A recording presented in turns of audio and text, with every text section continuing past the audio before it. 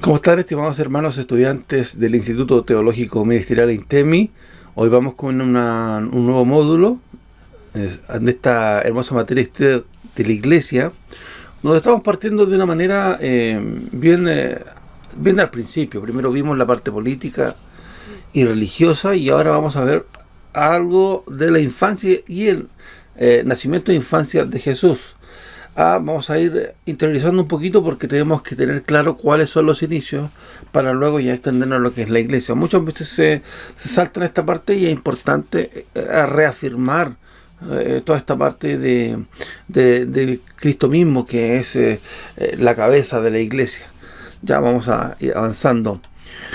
Nacimiento, infancia y juventud de Jesús. Bueno, primero partimos con Augusto César, que este Augusto César ocupaba el trono del Imperio Romano y tenía la autoridad que bastaba solamente con un movimiento de sus dedos para poner en juego la maquinaria del gobierno sobre casi todo el mundo civilizado de aquel entonces. ¿Ya? Roma ocupaba un lugar prominente de uno de los imperios más grandes de aquel entonces, y Augusto César entonces ocupaba este trono del imperio. Estaba muy orgulloso de su poder, de sus riquezas, y era una de sus ocupaciones favoritas preparar un registro de las poblaciones y de los productos de sus vastos dominios. Saber con qué contaba, saber cuál era su población, ya para distintos fines, como obtener, por ejemplo, los tributos. Por esto promulgó un edicto, como dice Lucas el Evangelista, que toda la tierra fuese empadronada. O, para expresar con más exactitud lo que las palabras quieren decir, es que se hiciera un censo, como lo conocemos hoy, de todas las personas que estaban en el reino, de los súbditos, para que sirviera como base para futuras contribuciones. Uno de los países afectados por este decreto fue Palestina, cuyo rey Herodes el Grande, que era un vasallo de Augusto. Esto puso a toda tierra en movimiento, porque de conformidad con la antigua costumbre judaica, el censo se tomaba no en las localidades en donde los habitantes residieran, sino que en los lugares a los que pertenecían como miembros de las 12 tribus originales. Entonces, aquí José, el carpintero, María, su esposa, para inscribirse en el registro, tenía que hacer un viaje de 150 kilómetros por lo menos, porque a pesar de ser aldeanos, tenían en sus venas sangre de reyes y pertenecían a la antigua y real ciudad de Belén. Recordemos que Cristo tenía que también venir de la tribu de Judá, ¿verdad? Entonces también tenía que venir del linaje de David. Entonces, en la parte meridional del país, día por día, la voluntad del emperador, como una mano invisible, los impulsaba hacia el sur por el pesado camino, hasta que por fin ascendieron la pedregosa subida que conducía a la puerta de la población. Aquí podemos ver, ¿no es cierto?, la ruta que hicieron, ¿no es cierto?, hasta Belén. Esta es la ruta que ellos tuvieron que hacer. Bien. Llegaron al mesón entonces, como todos sabemos, pero allí lo hallaron atestado de personas, de forasteros, visitantes, a causa justamente de todo este movimiento que se estaba generando por el censo. Entonces, a ver esta situación, ellos decidieron preparar un alojamiento allí en un rincón de un corral. Y allí, esa misma noche, María dio a luz a su hijo primogénito, según Mateo 1:21, y lo envolvió ella misma en pañales y lo acostó en un pesebre. De esta manera fue el nacimiento de Jesús. A la mañana siguiente, el ruido y la actividad comenzaron de nuevo en el mesón y en el corral. Los ciudadanos de Belén seguían con sus ocupaciones, el empadronamiento continuaba, y entre tanto el más grande suceso de la historia del mundo se había verificado. Nunca sabemos dónde pueda estarse iniciando el comienzo de una nueva época. No lo sabemos. La venida de cada nueva alma al mundo es un misterio y un arca encerrada llena de posibilidades. Sin embargo, este gran evento que solo José y María conocían, este secreto, esto tremendo que había ocurrido allí. Esta esposa del carpintero había dado a luz a aquel que era el Mesías, el Salvador del mundo y el Hijo de Dios, en aquel humilde pesebre, en aquel humilde establo, en aquel humilde corral. Había sido predicho en la antigua profecía que él había de nacer en ese mismo punto. Dice Miqueas 5:2, pero tú, Belén Efrata, pequeña para estar entre las familias de Judá, de ti me saldrá el que será Señor de Israel. O sea, imagínense, cientos de años antes ya estaba profetizado con exactitud el nacimiento allí de Cristo. Bueno, el decreto del soberbio emperador hizo caminar hacia el sur a la fatigada pareja de ese cansancio, de ese largo viaje, pero la otra mano los iba guiando, la de aquel que encaminaba los intentos de emperadores y reyes y estadistas y parlamentarios para llevar a cabo sus propósitos, aunque ellos no los conozcan. Como siempre, Dios es soberano. A veces nos vemos humanos. A veces nosotros nos preguntamos ¿qué Dios va a hacer? ¿Qué Dios va a actuar? ¿Cuál es el propósito de Dios? Y a veces nos vemos tan agobiados en los problemas, en situaciones complicadas, que nos es difícil ver muchas veces la mano de Dios. Pero ahí es donde nosotros debemos confiar en el Señor. Parece que, siempre digo, el mal estuviera ganando, pero la mano de Dios está allí orquestando sus propósitos y llevando al desenlace que Él quiere. Él es soberano y Él nunca pierde. Eso ocurría acá. Eso estaba ocurriendo. Lo guiaba aquel que endureció el corazón del faraón. Llamó a Ciro como esclavo a sus pies. Hizo del poderoso Nabucodonosor siervo suyo, y de la misma manera podía dominar para su magno propósito la soberbia y la ambición de Augusto César. Augusto significa solemne a causa de admiración y respeto. Entonces él tenía el control. Él podía hacer lo que él quisiera. Ahora el más poderoso, a Nabucodonosor le dijo, si no fuera por Dios, por él, no estaría donde está. Y tuvo que entenderlo. Este rey de este inmenso imperio babilónico pudo entenderlo. Fue mostrando su poderío. Y así lo hace Dios constantemente. Así lo está haciendo. Él hace como Él quiere. Tenemos aquí al grupo, ¿qué grupo alrededor de este niño, de Jesús? Bueno, aunque Jesús hizo su entrada en la vida de una manera tan humilde y silenciosa, aunque los ciudadanos de Belén ni soñaban lo que pasaba entre ellos, lo que estaba ocurriendo, que había nacido el Salvador, el Mesías, aunque el emperador de Roma ignoraba que su decreto había tenido que ver con el nacimiento del rey que había de reinar no solo sobre el mundo romano, sino también sobre muchas tierras en donde las águilas romanas no llegaron jamás. Aunque la mañana siguiente la historia del mundo seguía rigurosamente las vías de sus intereses ordinarios, completamente inconscientes del suceso que acababa de verificarse. Sin embargo, en este acontecimiento no pudo dejar del todo de llamar la atención, tal como la criatura saltó en el vientre de Elizabeth cuando se le acercó la madre del Señor, así cuando apareció aquel que traía consigo un nuevo mundo, anticipaciones y presagios de la verdad nacieron en varios de los representantes del mundo antiguo que habían de desaparecer. El grupo que se juntó para mirarle representa en miniatura toda la historia futura. Diremos primero los que se acercaron. ¿Quiénes fueron estos pastores de los campos vecinos?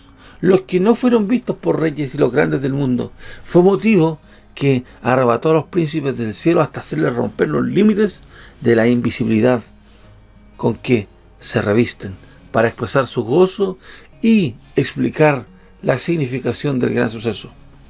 Y buscando los corazones más dignos para comunicarlo, los hallaron en estos sencillos pastores, que pasaban una vida de contemplación, de oración, en los campos llenos de instructivos recuerdos, en donde Jacob había guardado sus rebaños, donde Boaz y Ruth se casaron, y David, el personaje máximo del Antiguo Testamento, pasó su juventud.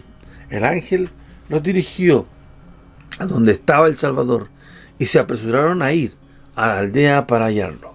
Eran representantes, estos pastores, de la gente aldeana, de un corazón bueno y recto, que más tarde formó la mayor parte de sus discípulos. Después de esto vino Simeón y Ana, representantes de los devotos e inteligentes escrutadores de las Escrituras, que en aquel tiempo esperaban que apareciera el Mesías, y después vinieron a ser algunos de los más fieles adherentes. Estos representarían también a la gente espiritual. Al octavo día, después de su nacimiento, el niño fue circuncidado conforme a la ley. Poco después, cuando terminaron los días de la purificación de María, lo llevaron a Belén, a Jerusalén, para presentarlo al Señor en el templo. Era el Señor del templo entrando en el templo del Señor. Pero pocos de los que lo visitaban, que visitaban el sagrado recinto, deben de haber recibido menos atención por parte de los sacerdotes, porque María, en vez de ofrecer el sacrificio que era usual en semejantes casos, solo pudo ofrecer 2 tórtolas, la ofrenda de los pobres. Lucas 22-24. Sin embargo, habían ojos que observaban, sin ser deslumbrados por la ostentación y el brillo del mundo, ante los cuales la pobreza del niño no lo ocultaban. Simeón, este anciano santo, que en respuesta a las oraciones había recibido una promesa secreta de que no moriría sin que hubiera visto al Mesías, encontró a los padres con el niño, tomándolo en sus brazos, y alabó a Dios por la venida de la luz, que iba a ser revelada a los gentiles y a la gloria de su pueblo Israel. Mientras hablaba, otro testigo entró en el grupo. Era Ana, la viuda piadosa, que literalmente moraba en los atrios del Señor en oración y ayuno, Lucas 2:37, hasta que pudo traspasar con una mirada profética el velo del sentido.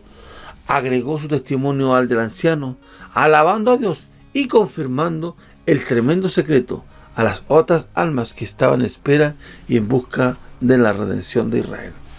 También tenemos los sabios del oriente, los pastores, y estos ancianos santos estaban cerca del punto en que el nuevo poder entraba al mundo.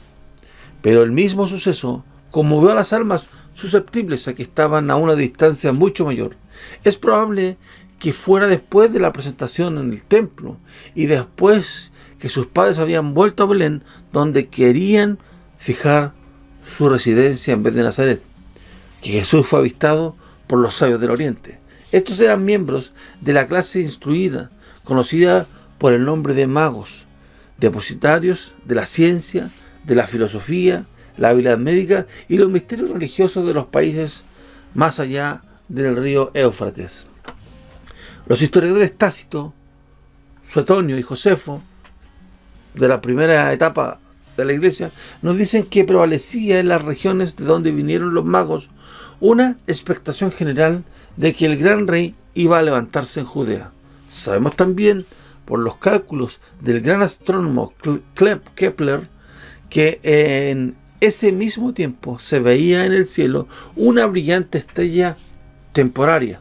Los magos se dedicaban con ardor al estudio de los astros y creían que todo fenómeno extraordinario en el cielo era señal de algún suceso notable en la tierra, y es posible que, viendo alguna relación entre esta estrella y a la cual indudablemente su atención estaba activamente dirigida, y esa expectación general de que hablan los antiguos historiadores, se dirigiera hacia el oriente para ver si esta esperanza había sido cumplida.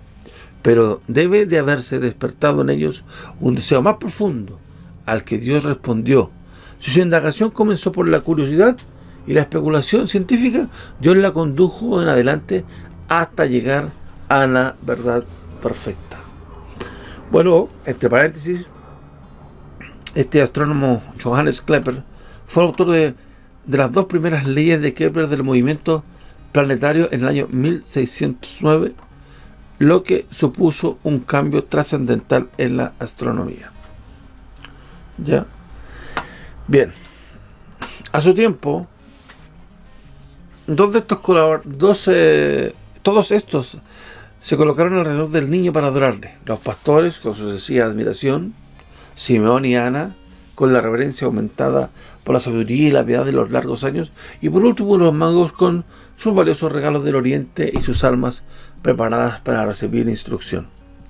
Pero mientras estos ilustres adoraban, contemplaban al niño, podemos ver con la imaginación cómo aparece tras ellos un semblante siniestro y asesino.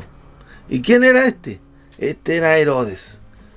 Este príncipe ocupaba entonces el trono de la nación, el trono de David y de los macabeos. Era un usurpador, extranjero, de baja cuna. Sus súbditos lo aborrecían y ocupaba el trono solamente por el favor de los romanos. Era capaz, ambicioso, espléndido. Sin embargo, tenía un alma tan cruel, tan astuta, sombría e impura, que solamente podía encontrarse entre los tiranos. Había sido culpable de todos los crímenes y había, por decirlo así, hecho nadar su palacio en sangre de su esposa, de sus 3 hijos y de muchos de sus parientes. Ahora, en su vejez, estaba atormentado por las enfermedades, por los remordimientos, el oído del pueblo y el cruel temor que le causaba el pensamiento de que se levantara un aspirante al trono. Los magos habían tenido que llegar a la capital para preguntar dónde había de nacer aquel cuya estrella habían visto en el oriente. Esta pregunta hirió a Herodes en su punto más susceptible, pero con diabólica hipocresía ocultó sus temores, habiendo sabido por los sacerdotes que el Mesías nacería en Belén. Hacia allá dirigió a los extranjeros e hizo de modo que volviesen por el mismo camino y le dijeran con exactitud dónde se encontraba el nuevo rey, a quien esperaba destruir de un solo golpe. Sus planes fueron frustrados, ya que los magos, amonestados por Dios para que no volviesen, regresaron a su país, pero no por ese camino, no para avisarle al rey, sino que se fueron por otro camino, molestados por Dios, guiados por Dios para que no lo matasen. Entonces, la furia estalló con tempestad y envió sus soldados a que matasen en la ciudad de Belén a todos los niños de 2 años para abajo. Metió su espada al niño, pero ya el pájaro había volado. José y María huyeron con el niño a Egipto, avisados por Dios, Mateo 2, 13, 15, y allí permanecieron hasta la muerte de Herodes. Después ellos volvieron y residieron en Nazaret, siendo amonestados que no fueran a Belén, porque allí hubieran estado en los territorios de Arquelao, que era hijo de Herodes y semejante a su sanguíneo el padre. Después tenemos la siguiente etapa, que son los años de silencio en Nazaret. ¿Por qué? Porque no hay informes fidedignos. Los datos que hasta aquí poseemos son relativamente completos, pero con su establecimiento en Nazaret, después del regreso a Egipto, se acaban nuestros informes. Los demás de la vida de Jesús, hasta el primero de sus ministerios públicos, nos está encubierto con un denso velo que se levanta una sola vez. Nosotros habríamos deseado que la nación hubiese continuado, siendo igualmente completa con respecto a los años de niñez y su juventud. En las biografías modernas hay pocas partes más interesantes que las anécdotas que relatan la juventud de sus héroes, porque en estas podemos ver en miniatura o con encantadora simplicidad el carácter o el plan de su vida en el porvenir. ¿Qué no daríamos por saber de sus hábitos, de las amistades, de los pensamientos, las palabras, las acciones de Jesús durante tantos años? Pero así quiso Dios, cuyo silencio no es menos admirable que sus palabras. Dios es soberano Y si hubiese querido, como dice la Biblia, no caería todo lo que hizo en un solo libro.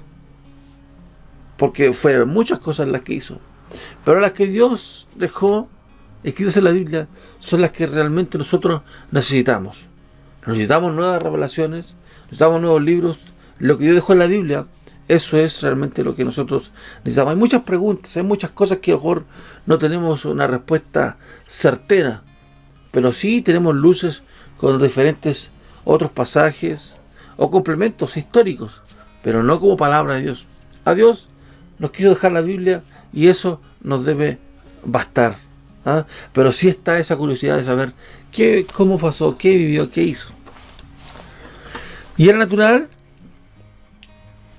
que donde Dios había guardado silencio y la curiosidad era muy intensa, aquí empieza entonces, como siempre, la imaginación del hombre tratando de llenar ese vacío. Por eso, en los primeros tiempos de la iglesia, aparecieron los evangelios apócrifos, o deuterocanónicos, fuera del canon, o falsos, o poco puros, también como se les llama, pretendiendo dar todos los detalles de los acontecimientos que los evangelios inspirados no mencionan.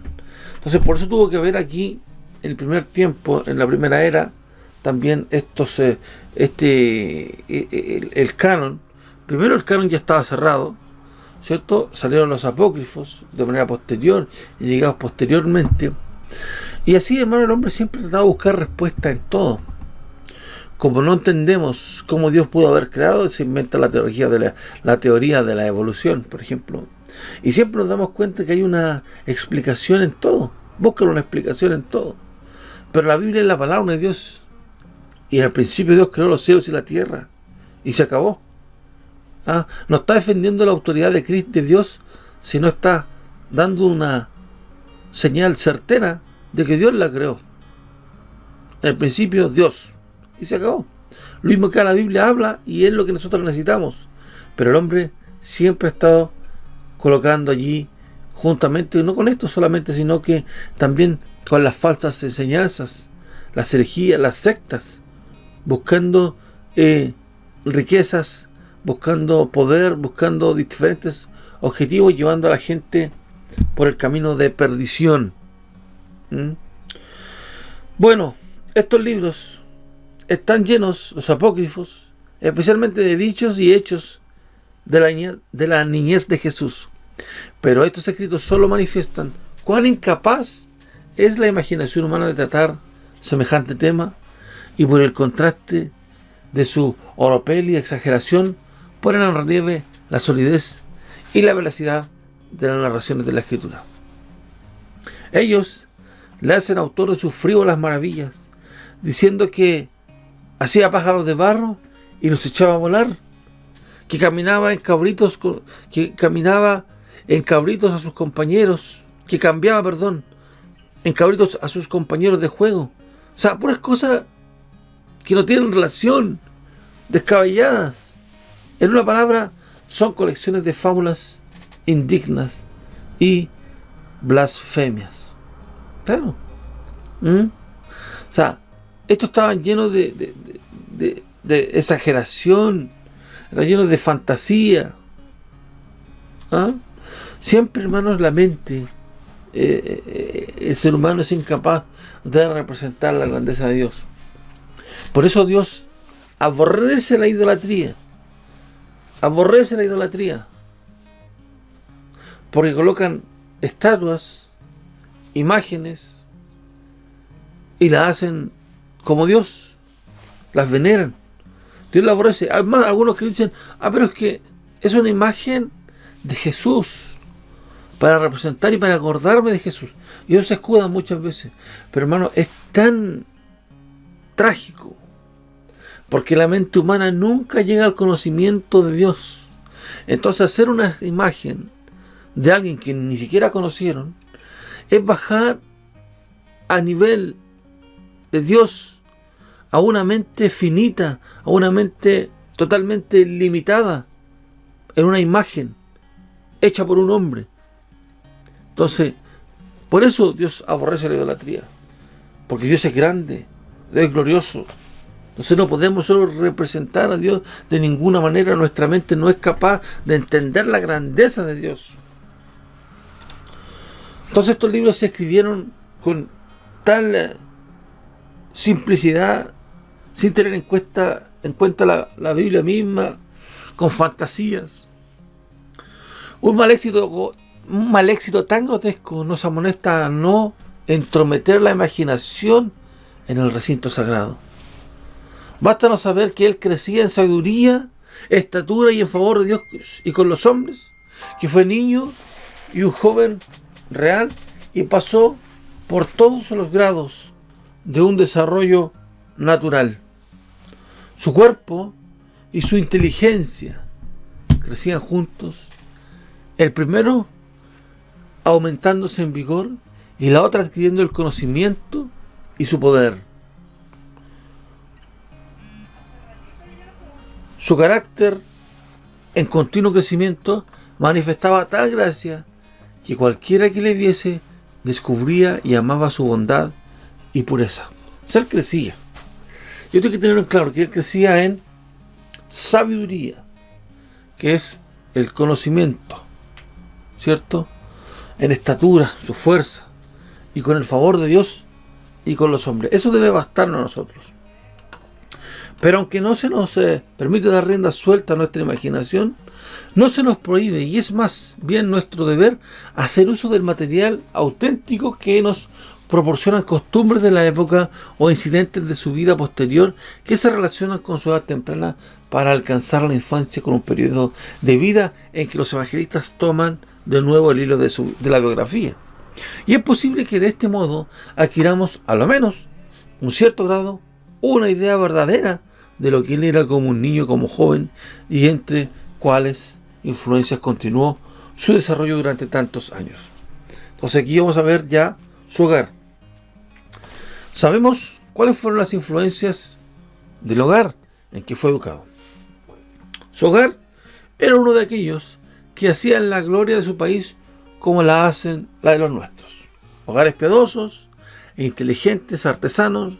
José, el jefe de la familia, era un hombre sabio, santo, apartado, pero el hecho de que no se le menciona en el resto de la vida de Jesús ha hecho y se crea generalmente que murió durante la juventud de Cristo. Eso es lo que la mayoría piensa.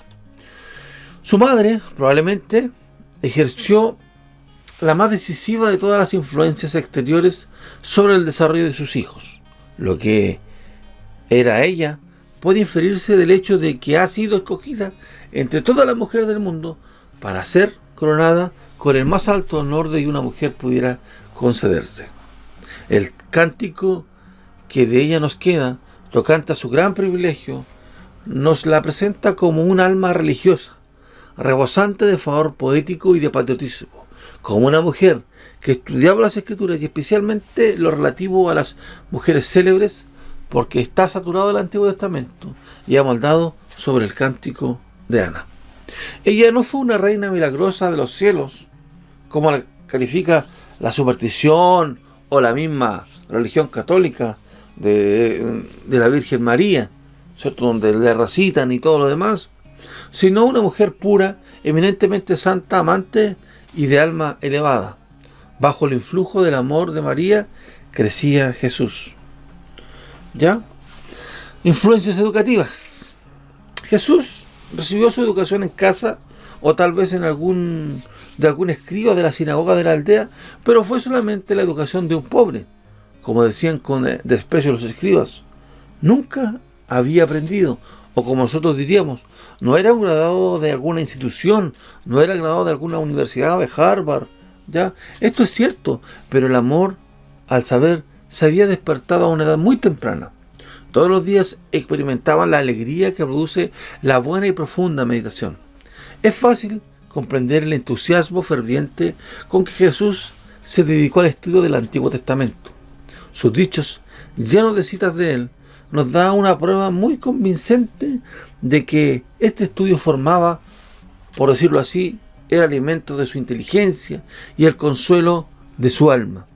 El estudio que hizo de las escrituras en su juventud Fue el secreto de la admirable facilidad con que hacía uso de ellas en lo sucesivo para enriquecer su predicación, reforzar su doctrina, para perseguir los asaltos de sus opositores y para vencer las tentaciones del maligno. El idioma en que él hablaba y pensaba familiarmente era el arameo, rama del mismo tronco que pertenecía al hebreo. Tenemos fragmentos de este en algunos de los dichos memorables de Jesús, tales como Talita Kumi y Eloi Eloi lama sabachthani. Por otra parte, tuvo la misma oportunidad de aprender el griego que un muchacho nacido en Panamá o Puerto Rico tendría que aprender el inglés, pues Galilea de los gentiles está habitada por muchos que habitaban griego, de modo que probablemente él poseyó 3 idiomas. Recordad que entonces el griego era el idioma que predominaba cuando se escribió el Nuevo Testamento. Uno entonces hablaba el idioma del mundo religioso, y cuya literatura está profundamente versado. Otro, el más perfecto que jamás ha existido para expresar las ciencias y los conocimientos humanos, aunque no tenemos evidencia de que estuviese familiarizado con las grandes obras de la literatura griega. Y el tercero, el idioma del pueblo, con la cual especialidad dirigía a sus predicaciones. Ya entonces probablemente Jesús hablaba estos 3 idiomas. Ahora, hay pocos lugares donde la naturaleza humana pueda estudiarse mejor que en un pequeño pueblo o aldea, porque allí se conoce casi totalmente la vida y el carácter de sus habitantes. En una ciudad puede verse el mayor número de personas, pero con pocas está uno relacionado íntimamente. Porque allí solo la vida exterior es visible. No así en una aldea, donde la vista exterior es reducida, pero la interior es profunda y espiritualmente limitada. Nazaret era una ciudad notable por su maldad, como puede muy bien inferirse de aquella pregunta proverbial que hicieron en alguna oportunidad: ¿de Nazaret puede salir algo bueno? Entraba en un contacto íntimo con la naturaleza humana por motivo de su oficio. No cabe duda de que él trabajaba como carpintero en el taller de José, quienes podrían conocerlo mejor que los que vivían en el mismo lugar, y los que más tarde, admirados por su predicación, exclamaron: ¿no es este hijo del carpintero? Entonces sería difícil comprender plenamente la significación del hecho de que, entre todas las condiciones en que Dios pudiera haber colocado a su hijo durante su permanencia entre los hombres, escogiese la de un artesano. Este hecho selló con eterno honor el trabajo del obrero. Hizo también que Jesús se familiarizase con los sentimientos de la multitud y le ayudó a conocer lo que es el hombre. Después se dijo que él sabía esto tan perfectamente que no necesitaba que ningún hombre se lo enseñase. Los viajeros nos dicen que el lugar donde él creció es hermoso de la tierra. Nazaret está situado en un valle apartado en la forma de cuenca entre las montañas de Zabulón, precisamente donde estas descienden al valle de Esdraelón, con el cual está unido por una vereda escarpada y pedregosa. Sus blancas casas, con sus vides que trepan por las paredes, en medio se ocultan entre los huertos y arboledas de olivo, higuera, naranjo y ganado. Sus campos están divididos por cercas de cacto y adornados con flores de diferentes colores. Tras la aldea se levanta una colina de más o menos 150 metros de altura, cuya cima se disfruta de una de las vistas más hermosas del mundo.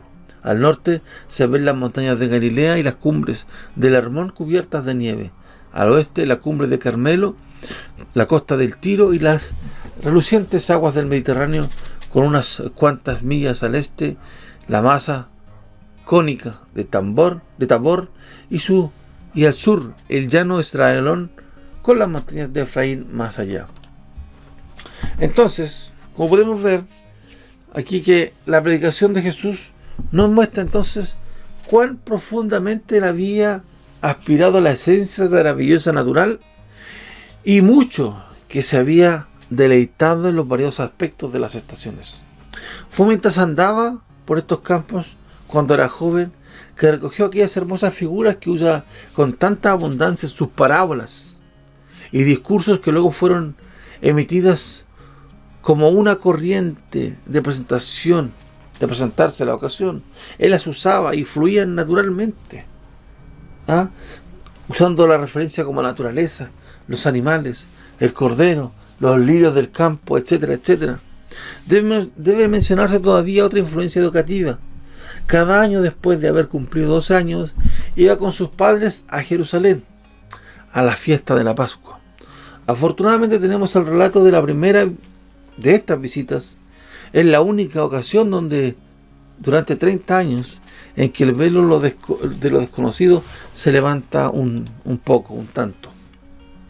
Vemos que aquí todos aquellos que recuerdan su primer viaje a la aldea, a la capital de su país, comprenderán el gozo y la agitación que debe haber experimentado Jesús al salir de su hogar. Era la primera vez que salía. Por más de 100 kilómetros, el camino atraviesa una región de lo cual cada kilómetro rebosaba de recuerdos históricos e inspiraciones. Él se unió a la creciente caravana de peregrinos que caminaban, llenos de entusiasmo religioso, para conmemorar la gran fiesta eclesiástica del año. Se dirigía hacia la ciudad que cada corazón judío amaba con intensidad mayor que al que se haya dado jamás a cualquier otra capital. Una ciudad llena de objetos, recuerdos a propósito para tocar las más profundas fuentes de interés y emoción en su alma. En tiempo de la Pascua, la ciudad hervía con forasteros de más de 50 países diferentes, que hablaban tantos idiomas y vestían otros tantos trajes diferentes. Jesús tomaba parte por primera vez en una solemnidad antigua y llena de recuerdos patrióticos y sagrados. Un lugar fascinante, su interés sobre el cual otro, el templo, y especialmente la escuela donde enseñaban los maestros de sabiduría. Su respuesta a la pregunta un tanto represiva de su madre descubre el carácter de su alma en el tiempo de su juventud y nos deja ver ampliamente los pensamientos que ocupaban en las campiñas de Nazaret. Vamos a leer rápidamente este texto, Lucas 2:41.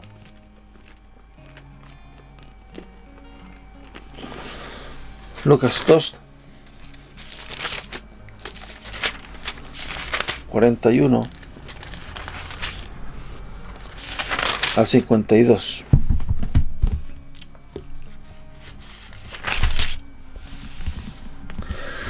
Iban sus padres todos los años a Jerusalén en la fiesta de las Pascuas, y cuando tuvo 12 años subieron a Jerusalén conforme a la costumbre de la fiesta. Al regresar ellos, acababan la fiesta. Se quedó el niño Jesús en Jerusalén, sin que lo supiesen José y su madre. Y pensando que estaba entre la compañía, anduvieron camino un día y le buscaron entre los parientes y los conocidos, pero como no le hallaron, volvieron a Jerusalén buscándole. Y aconteció que 3 días después le hallaron en el templo, sentado en medio de los doctores de la ley, oyéndoles y preguntándoles, y todos los que oían se maravillaban de su inteligencia y de sus respuestas. Cuando le vieron, se sorprendieron, y le dijo a su madre: Hijo, ¿por qué nos has hecho así? He aquí tu padre y yo te hemos buscado con angustia. Entonces él les dijo: ¿por qué me buscabais? ¿No sabíais que en los negocios de mi padre me era necesario estar? Mas ellos no entendieron las palabras que les habló. Y descendió con ellos y volvió a Nazaret y estaba sujeto a ellos. Su madre guardaba todas las cosas en su corazón. Y Jesús crecía en sabiduría y en estatura y gracia para con todos los hombres. Entonces, aquí vemos que la respuesta a la pregunta un tanto represiva de su madre descubre el carácter de su alma en el tiempo de su juventud. El carácter. Y nos deja ver ampliamente los pensamientos que lo ocupaban en las campiñas de Nazaret. Bueno, se ha preguntado con frecuencia si Jesús supo siempre que era el Mesías, o en caso contrario, cómo y cuándo le vino este conocimiento. ¿Le fue sugerido al oír a su madre referir la historia de su nacimiento o si le fue anunciado por inspiración interior? ¿Vino este conocimiento de una sola vez o gradualmente? ¿Cuándo fue que tomó forma en su alma el plan de su carrera, que llevó a cabo tan resueltamente desde el principio de su ministerio? ¿Fue lento el resultado de los años de reflexión o le vino instantáneamente? Hay muchas preguntas que surgen. Y estas preguntas han ocupado la atención de los más eminentes cristianos y han recibido muy diferentes contestaciones, y no me atrevería a resolverlas, mucho menos teniendo delante solamente la respuesta que dio a su madre, que acabamos de leer. ¿No sabíais que en los negocios de mi padre me es necesario estar? Sus visitas subsecuentes a Jerusalén deben de haber tenido mucha influencia sobre el desarrollo de su carácter. Si volvió con frecuencia a escuchar y hacer preguntas a los rabinos de las escuelas del templo, no debe de haber tardado en descubrir cuán superficial era su renombrada sabiduría. Es probable que en estas visitas anuales descubriese la completa corrupción de la religión de aquel tiempo y la necesidad de una reforma tanto en doctrina como en práctica, y marcase las prácticas y las personas que más tarde habían de refutar con vehemencia. Entonces aquí nos encontramos cómo Cristo fue desarrollado, una clase distinta, más historia, más que teología, pero podemos ver entonces cómo creció el niño, cómo fue su nacimiento, cómo fue su crianza y cómo se fue desarrollando de acuerdo a los registros bíblicos que nos llegan a nosotros. Lo que tenemos en la Escritura, que es lo que está inspirado y lo que Dios quiere y nos ha revelado para nuestro conocimiento. Y cómo la mano de Dios, de manera poderosa, de manera soberana, aún en lo terrible, Dios sigue siendo victorioso. Bien, hermano, hasta aquí este módulo 2. Espero que haya sido bendición para usted esta historia, para ir entrándonos poco a poco a lo que es en la historia del cristianismo. Es importante tener su origen para entender lo que es. Bendiciones, hermano, que el Señor les bendiga.